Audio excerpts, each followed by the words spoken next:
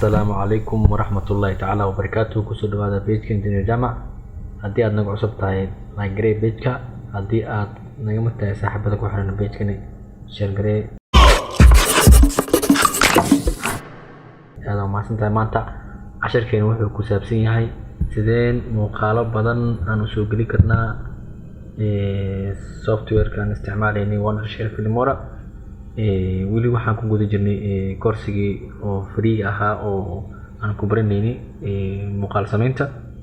marka maanta waxaan baranaynaa qaabka aan video badan inaan soo gashano software-ka kadibna aan kala manage gareynayno oo aan isku keenayno sida filimada loo edit gareeyo waranta iyo heesaha iyo wararka kale. marka markuu sidan yahay waa soo import gareysanaysaa videoga markaad soo import gareysato. tusaale ahaan muuqaal aniga hadda oo sidaas oo kale ku jiro marka isheeg muuqaala soo gashanaa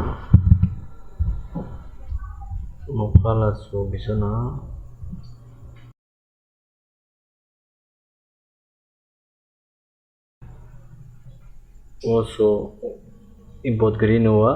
marka waxay raan dul qaadanaynaa kadib muuqaalka waa kana hadda waan soo gashtay calaamadan plus-ka taabana si uu timeline kan ii keeno. waa kana ujeedaan ii keenay. marka hadda videoga waxa timeline-ka waxa ujeedaan laba qayb bas. qaybtan waa videoga 1 iyo FD1 oo macnaha codka videoga daba socda music-ga asaarnaysi. marka waxaan rabaa inaan muuqaalka aan ku soo diro marka waxaan taabanaa calaamadan geeska plus ku qoran tahay.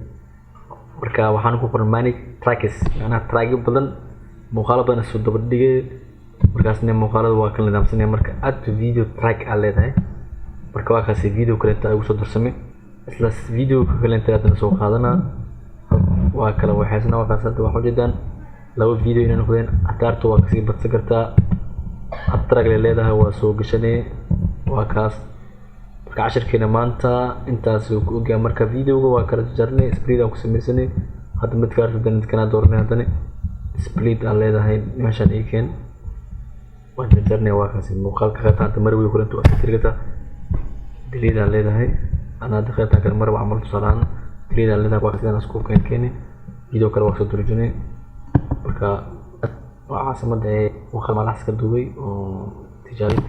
marka waa kaasi aadaan u maasan tahay inta yar aad waqti aad gelisay fadlan share garee page-kan like noo saar. aad u maasan tihiin. wassalaamu calaykum waraxmatullaahi wabarakaatuh.